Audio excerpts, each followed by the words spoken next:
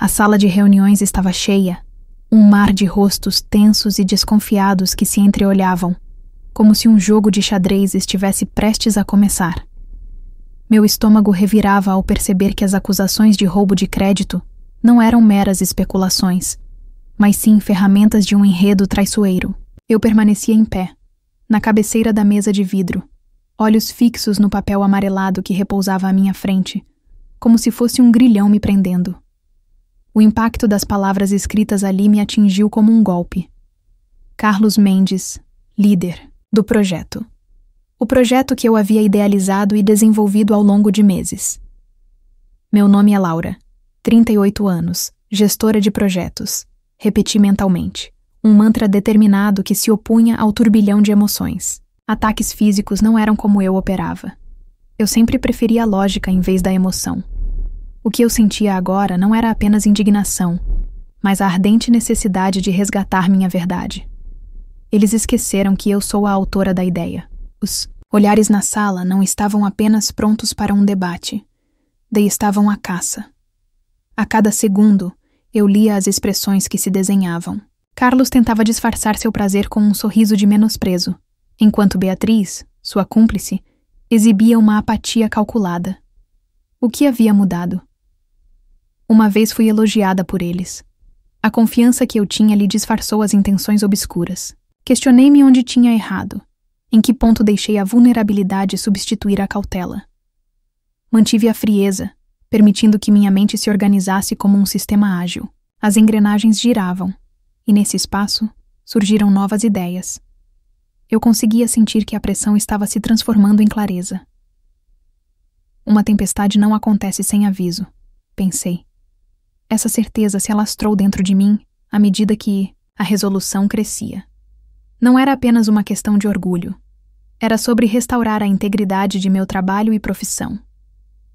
Num ato quase reflexivo, levantei a voz. Fui eu quem desenvolveu esta ideia.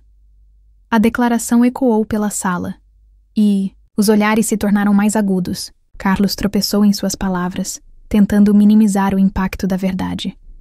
Ele rapidamente falou sobre mérito coletivo, mas seu tom até pareceu deleite cínico. Cada palavra foi um soco no estômago, mas não me deixaria sucumbir. A sala, que antes era um espaço de interação colaborativa, agora se transformou em um campo minado de intrigas. A atmosfera estava eletricamente carregada, e eu me preparei para o que viria a seguir.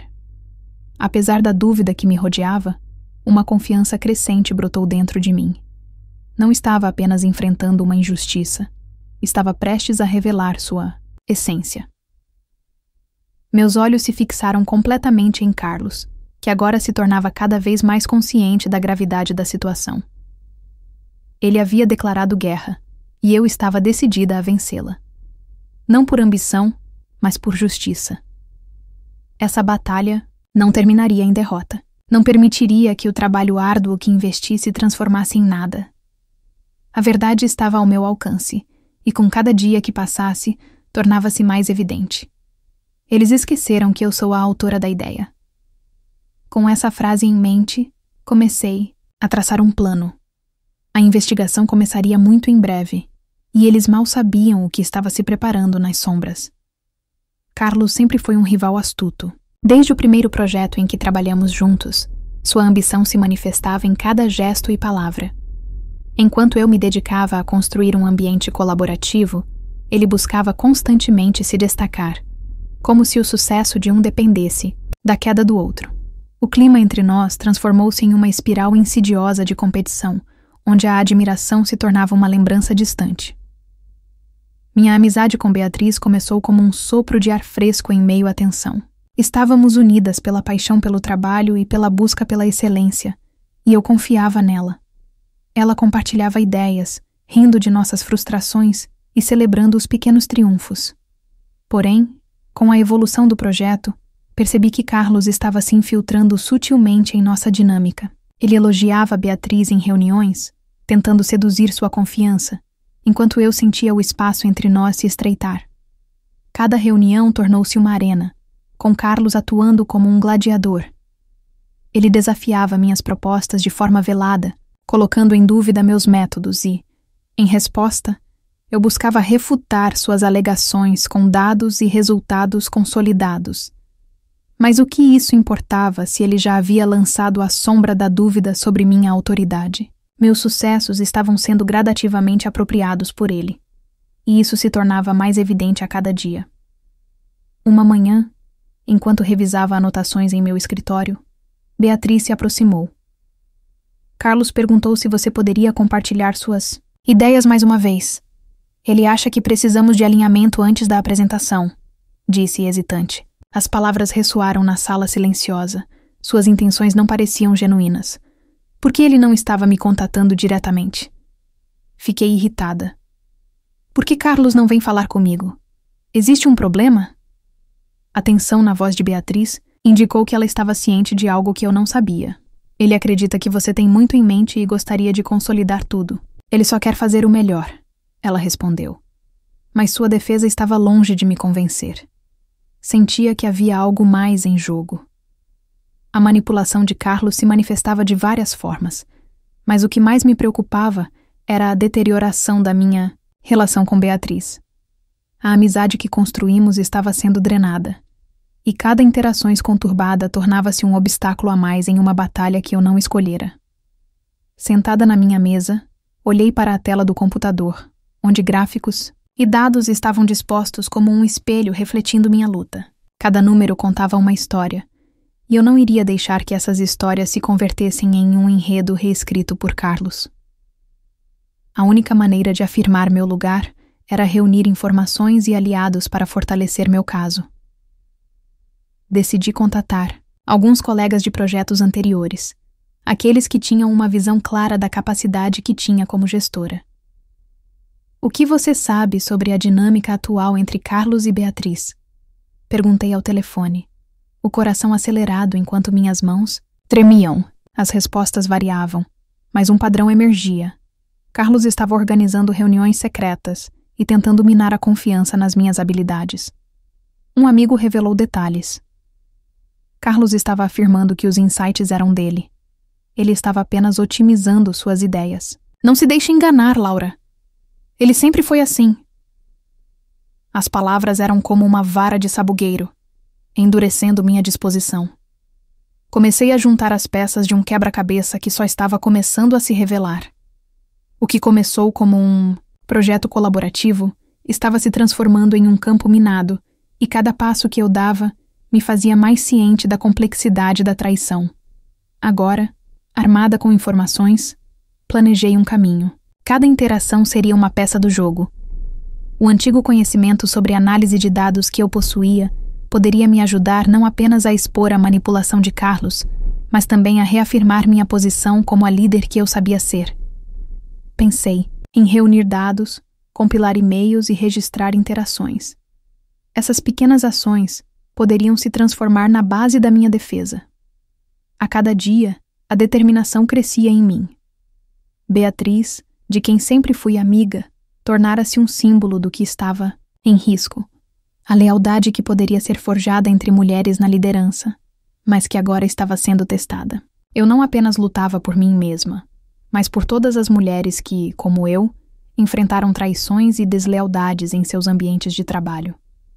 As reuniões se tornavam mais atentas e estratégicas. Observei cada movimento, cada palavra. Nothing was off limits. Eu tinha que me preparar para cada passo, já que cada palavra deles poderia ser uma tentativa de reescrever a narrativa que eu nunca permitira. As armadilhas eram constantes, mas a sabedoria que vinha com a experiência me guiava. Com o que havia coletado, eu não tinha apenas um plano, tinha um arsenal. Carlos e Beatriz iam subestimar minha capacidade de luta, mas eu soube, em meu íntimo, que a batalha pela verdade apenas começara. Eu estava determinada a provar minha liderança e a mostrar que, apesar das traições, a verdade ainda teria voz. Eles esqueceram que eu sou a autora da ideia, e minhas palavras e ações não seriam silenciadas. O jogo deles estava prestes a mudar, e eu estava preparada para a luta que se aproximava. Nos dias seguintes ao meu despertar para a traição, a atmosfera na empresa tornava-se cada vez mais densa e carregada. As interações com Carlos e Beatriz passaram a ser um jogo de xadrez. Cada movimento meu precisava ser calculado. Decidi que era hora de reunir as evidências que irrefutavelmente confirmariam minha posição como a verdadeira autora do projeto. O tempo dedicado à coleta dessa informação deveria ser um investimento em recuperar meu espaço. Entrei no sistema de gestão de projetos, meu campo de batalha. Ali, navegava por relatórios e e-mails, disposta a encontrar a prova de que a manipulação de Carlos não era apenas uma suposição, mas uma verdade concreta. Eu já havia aprendido que, como gestora, a transparência dos dados era crucial. Agora, essa mesma data ofensiva se tornaria meu aliado maior. Naquela manhã, enquanto revisava minha caixa de e-mails, encontrei uma mensagem que despertou minha atenção. Era um e-mail de Carlos para Beatriz que mencionava ajustes nas minhas ideias, insinuando que ele apenas organizaria algo que já era meu. A frase me cutucou, revelando muito mais do que apenas um desdém casual. A plena intenção de reescrever a narrativa dele se tornava visível. Outras mensagens volumosas mostravam o padrão de manipulação ao qual me referia. Cada vez que Carlos tentava atribuir minhas contribuições a si mesmo, eu o registrava em minhas anotações. Agora, aquilo que poderia ser uma simples troca de mensagens se tornava a base para meu argumento de defesa. Eu sabia que precisava ir além do papel e levar essas descobertas a um público mais amplo. As gravações de reuniões se tornaram o próximo foco da minha investigação. Comecei a revisitar as palavras proferidas em momentos que deveriam ser colhidos para o bem da equipe. Carlos aparecia frequentemente se aproveitando das minhas contribuições. A fúria começava a crescer. Dentro de mim, como podiam desmerecer tudo o que eu criava? Essas gravações, se apresentadas na hora certa, poderiam desmontar cada uma das mentiras que Carlos me colocava à prova. A raiva era agora um combustível. Ao mergulhar nas gravações, eu buscava os pontos onde Carlos desestabilizava minha presença, tratando minhas ideias como se fossem meramente dispersões. O que começou como um projeto colaborativo se transformou em um campo em que eu estava determinada a vencer de qualquer maneira. Então, ao chegar a uma pausa na rotina, fiz uma reflexão sobre as recentes dinâmicas do ambiente ao meu redor. Precisei contar com a ajuda de aliados. Comecei a conversar com algumas colegas de trabalho, perguntando sobre suas próprias experiências. A maioria concordou que Carlos frequentemente afirmava suas ideias como se fossem dele. Esse reconhecimento estava se formando, e quanto mais eu falava, mais firme se tornava a rede de apoio. A cada revelação, construía uma fortaleza ao meu redor. As conversas se tornavam um terreno fértil de informações que revalidavam meu processo. Um certo dia, um colega disse casualmente: "Todo mundo sabe que você é a chefe do projeto." Suas palavras acenderam uma chama em mim. A verdade, não. Era apenas uma questão de direitos sobre ideias. Era uma luta pela integridade de todos nós. Certa noite, enquanto revisava todos os e-mails e gravações, uma epifania surgiu. As interações manipulativas de Carlos entrelaçavam-se com um padrão educado, mas malicioso. Em cada reunião que ele minimizava minhas contribuições, nos momentos em que tentava reescrever a narrativa, a verdade tornava-se mais sólida, em minha mente. Era hora de pegar essas informações e costurá-las em uma apresentação que contaria a verdadeira história. Com tudo que havia coletado, percebi que não só tinha um argumento. Eu tinha um arsenal. Os vestígios de manipulação se transformaram em uma tapeçaria onde eu poderia embasar meu apelo à verdade. O foco em Carlos e na sua teia de enganos não era apenas um meio de recuperar meu espaço, mas também uma maneira de afirmar que, mesmo em um ambiente hostil, a integridade e a transparência prevaleceriam.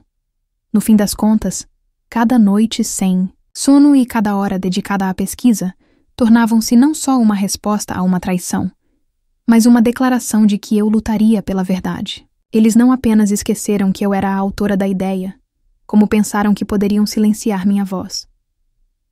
A hora de agir estava chegando, e eu estava pronta para a batalha pela justiça que se aproximava. Todas as minhas descobertas e planos se transformariam em um clamor por o reconhecimento que eu merecia. Ao instalar cada fragmento de evidência em meu arsenal, sentia-me cada vez mais forte. Era apenas o começo, mas sentia como se a maré pudesse, finalmente, estar mudando a meu favor. À medida que os dias se transformavam em semanas, a intensidade da minha determinação só aumentava. A cada novo dado que coletava, a certeza de que estava no caminho certo solidificava-se. Era como se uma maré de propósito começasse a se erguer dentro de mim, e eu estava prestes a surfar essa onda para desnudar a verdade. A estratégia estava ganhando forma. Comecei a compilar todos os dados que havia reunido. O quadro de manipulações montava-se diante de mim, cada peça se encaixando como um quebra-cabeça cuja imagem final revelaria não apenas a traição de Carlos, mas também a natureza dos relacionamentos que se entrelaçavam ao meu redor. Meus olhos se moviam freneticamente sobre as anotações enquanto organizava documentação, áudio e e-mails, transformando-os em uma narrativa coerente. Uma manhã, decidi que era hora de reunir minhas descobertas em uma apresentação. O planejamento do que se tornaria uma defesa matadora precisaria ser apresentado de forma que todos os envolvidos pudessem compreender a extensão do que Carlos estava fazendo.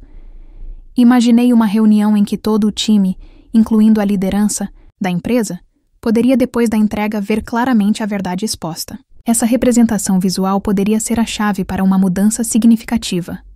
Para isso, precisava de um suporte vital e, ao mesmo tempo, estratégico. Convidei alguns colegas que também se mostravam desconfiados da dinâmica negativa que se estabelecia. Era hora de confrontar Carlos, não só como indivíduos, mas como uma equipe unida na luta pela verdade. Criar uma rede de apoio não era apenas uma questão de me fortalecer. Era sobre mostrar a Carlos que suas manipulações não apenas estavam sendo registradas, mas também disseminadas, refletindo um padrão de ações que não poderia ser ignorado. Precisamos expor o que está acontecendo, argumentei durante uma reunião informal. As cabeças assentiram, a determinação refletida em seus rostos. Não se trata apenas do meu projeto, mas de todos nós. Se ele pode silenciar uma de nós, pode fazer isso com qualquer um. Fui tomada por uma onda de empoderamento e solidariedade. Sabia que tinha que criar uma apresentação que fosse irrefutável. Durante as horas seguintes, mergulhei em design gráfico para transformar os dados coletados em gráficos, slides e infográficos que destacariam não só os números, mas também as mensagens ocultas que Carlos havia trocado com Beatriz. Cada detalhe revelado funcionaria como um clipe do filme, construindo um argumento visual e narrativo convincente. Conforme os slides foram tomando forma, o conteúdo se transformava em uma narrativa poderosa. O que tinha sido uma busca solitária começou a evoluir para um esforço colaborativo. Cada um dos meus aliados contribuía com experiências e percepções que se ligavam neste quebra-cabeça maior. As discussões se estendiam enquanto montávamos a apresentação. A cada nova adição, a confiança no que estávamos criando se expandia. Então, numa das reuniões, alguém sugeriu: e se fizermos esta apresentação antes do programa? Oficial? A ideia me chamou a atenção. Precisávamos de uma oportunidade para expor Carlos antes da execução de seus planos. Era um risco, mas a adrenalina da ação imediata era encorajadora. E assim, o plano começou a tomar forma. Naquela noite, enquanto revisava a apresentação, a imagem de todos aqueles rostos subitamente me veio à mente. Estava prestes a entrar em um campo de batalha, e a obesidade da felicidade surgiu. Estava não apenas lutando por mim, estava lutando por outras mulheres que haviam sofrido em silêncio, por todas que não tinham ainda encontrado a coragem para se levantar e dizer basta. No dia marcado, o ambiente na empresa estava eletricamente carregado de tensão. Um misto de expectativa e medo parecia correr entre nós. Assim que adentrei a sala de reuniões, todos ficaram em silêncio, esperando. Eu e meu grupo de apoio nos posicionamos firmemente ao centro. Desabrochei sentimentos e compartilhei o breu que Carlos havia causado. A apresentação fluiu como um rio. Com cada slide, cada gráfico, o retrato se tornava mais claro. O círculo de mentiras construído por Carlos começava a desmoronar. As expressões de incompreensão convertiam-se em choque e, em alguns casos, indignação. A cada nova revelação, eu via que as palavras agora estavam tomando vida. A verdade robusta não podia ser ignorada. Beatriz estava entre a audiência, suas feições perdendo a coloração. Sabia que Carlos não suportaria o que se desenrolava. O ato de expor suas fraudes era um passo transformador. Uma peça-chave na armadilha havia sido retirada. Quaisquer esperanças que Carlos tivesse de assumir o crédito eram rapidamente erodidas. O clímax da apresentação veio quando mostrei a troca de e-mails entre eles. Uma série de conspirações murmuradas em segredo, uma dinâmica de traição. O ambiente estava tão silencioso que podia ouvir o eco da respiração dos presentes, segurando suas emoções. O momento estava se agigantando. Ao final, uma onda de murmúrios percorria a sala. As vozes da minha equipe começaram a se elevar em apoio. A justiça estava sendo restaurada. Carlos estava encurralado e impotente, e à sua volta surgiu o reconhecimento de que suas táticas estavam à vista de todos. Não estamos apenas aqui por um projeto. Estamos aqui pela nossa dignidade, pela verdade. Eu finalizei, quase sem fôlego, mas determinada. Aquilo não era apenas sobre mim.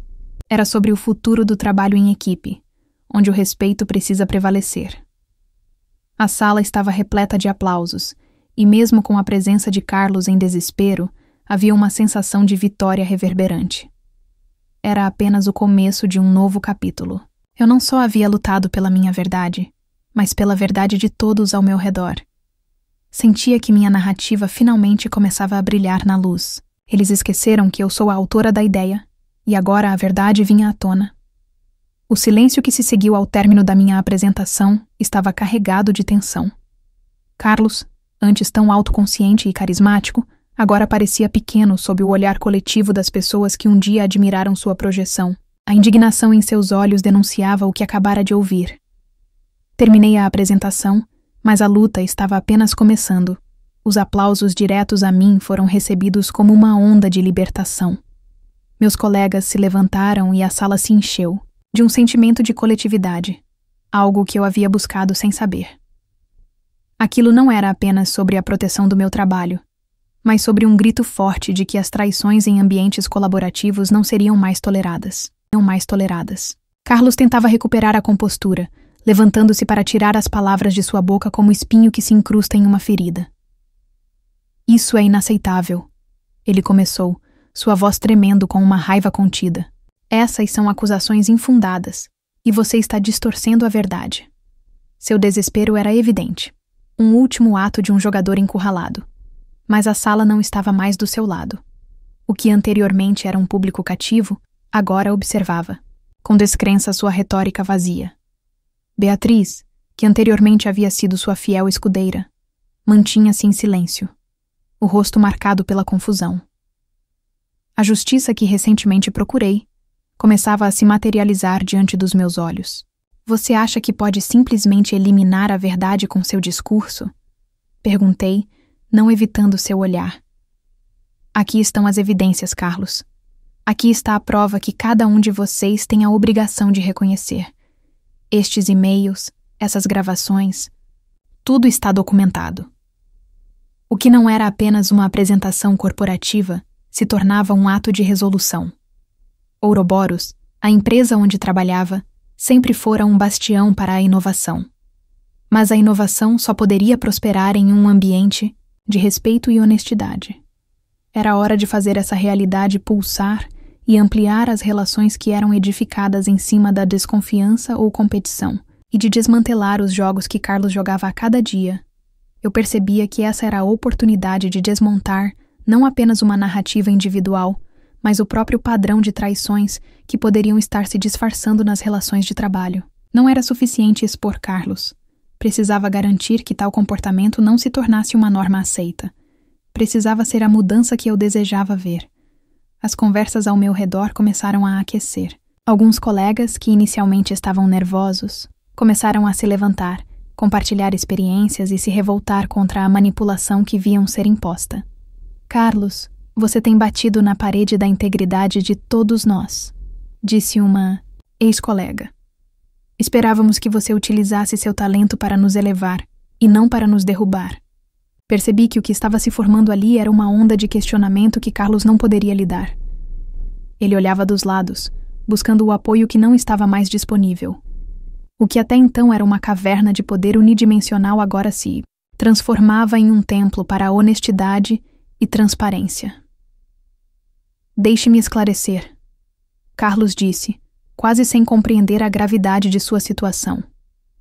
Esta apresentação é apenas um jogo. Se você está tentando me prejudicar, ficará em desvantagem. Desvantagem? Todos aqui assumem essa jornada de descobertas, eu respondi, envolvendo a sala em uma atmosfera de compartilhamento solidário. Todos os olhares estavam fixos em mim, e a energia da sala mudava em favor da verdade. Eu não estou aqui para desvalorizar alguém, e sim para resgatar a dignidade do trabalho que todos fizeram. Não podemos permitir que suas manipulações se tornem a norma. A sala instantaneamente ressoou com energia se movendo em minha direção, como se um campo de força política estivesse em jogo. Vários de meus colegas começaram a se alinhar, firmes em sua posição. Carlos tentou contra-atacar, mas seu discurso vacilante começou a perder impacto entre a clamorosa evidência do que estava acontecendo. Mais uma vez, levantei a voz. O que importa aqui não sou eu nem mesmo você, Carlos. O que prevalece é respeitar o trabalho, reconhecer as conquistas e impedir que a ambição se torne um veneno para o ambiente de trabalho. Essas palavras reverberaram pela sala, um grito de verdade que ecoaria. Começamos a nos unir em defesa do que realmente importava. Nos dias que se seguiram à apresentação, as notícias sobre as revelações se espalharam como fogo em palha seca dentro da empresa. Lembrou-me de como a verdade, uma vez exposta, pode não apenas criar ondas, mas desencadear mudanças radicais. A gerência decidiu abrir uma investigação, agora que as costas estavam descobertas. E eu estava preparada, tanto para o apoio da rotina quanto para a correção de erros passados. Enquanto eu me concentrava em trabalhar em conjunto com a equipe recém-restaurada, Carlos se tornara um exemplo do que não deveria ser. Ele não admitiu seu papel, e em vez disso, virou o alvo de discussões nas reuniões subsequentes. As táticas enganosas estavam sendo discutidas em voz alta, e um novo comportamento estava surgindo entre os colaboradores. Era mais do que apenas a ação de um indivíduo. Era um campo de prática aberta por meio do qual todas as experiências poderiam ser discutidas e polidas em busca da verdade. A transformação estava acontecendo, e eu sentia a satisfação de ter derrotado não apenas Carlos, mas o que ele representava. No fechamento da minha mente, uma nova realidade começou a se formar. Olhei ao redor do escritório, onde as vozes, que antes eram um eco distante, agora se tornavam um coral vibrante de apoio. A luta pela verdade se tornara um desfile de dignidade e transparência. Eu soube, naquele momento, que havia me elevado, não apenas como gestora de projetos, mas como uma defensora do respeito em ambientes de trabalho. Eles esqueceram que eu sou a autora da ideia, e agora a verdade havia encontrado seu eco. Eu tinha a certeza de que o futuro que eu desejava, onde a colaboração e a honestidade predominavam, estava ao nosso alcance. O clima no escritório havia mudado de maneira palpável. As paredes que antes pareciam opressivas agora vibravam com a energia de uma equipe revitalizada que decidira não apenas apoiar a verdade, mas também defendê-la nas estruturas da empresa. Enquanto caminhava pelos corredores, percebia sussurros de encorajamento e olhares de camaradagem. Não éramos mais apenas colegas. Agora éramos defensores de uma nova cultura que buscava fincar raízes em honra e transparência. Após a apresentação, as diretrizes da empresa começaram a ser discutidas. As consequências das ações de Carlos se tornaram um tópico central não apenas nas reuniões, mas também nas conversas informais que pulsavam em todo o departamento. A gerência tinha decidido abrir uma investigação interna sobre as ações de Carlos e Beatriz, e agora estava claro que a luz da verdade não poderia mais ser apagada. Eu não poderia ficar parada. Era o momento de avançar e me preparar para cada novo passo. O impulso de defender minhas verdades e de garantir que as lições que aprendemos não fossem esquecidas me guiava. Logo, convoquei uma reunião com a liderança da empresa. A expectativa estava no ar enquanto eu me preparava para apresentar as minhas descobertas em detalhes. Estava pronta para explicar não apenas a traição de Carlos, mas também as implicações que ela poderia ter sobre a cultura na Ouroboros. Eu queria garantir que a história da manipulação não acabasse em mera punição, mas resultasse em mudanças reais no ambiente colaborativo da empresa. Com meu coração acelerado, entrei na sala de reuniões, armada com meus slides, gráficos e a narrativa que havia tejido. Obrigado por me receber, comecei, tentando manter a confiança na minha voz.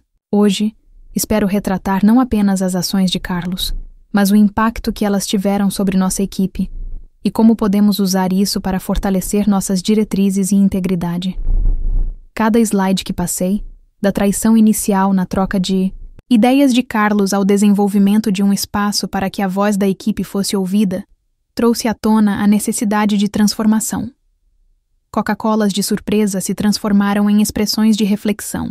Eram funcionários que tinham se sentido vulneráveis, mas agora estavam se unindo em torno da ideia de melhorar o ambiente em que trabalhavam.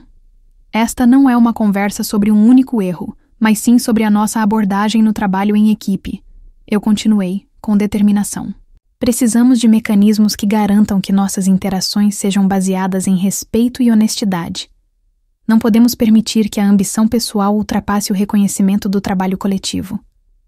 As discussões em torno da mesa giravam, e a eficácia do que eu estava apresentando começava a se espalhar como um vírus. A gerência reagia positivamente, e algumas vozes começaram a apoiar a ideia de uma reforma na política interna.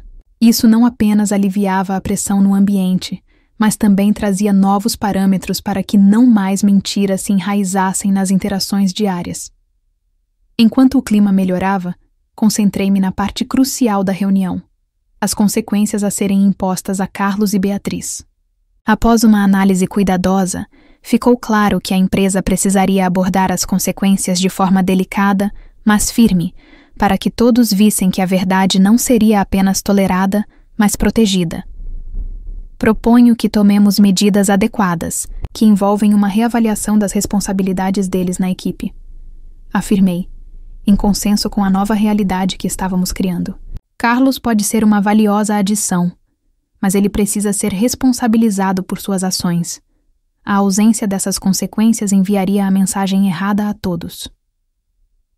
A sala se agitou.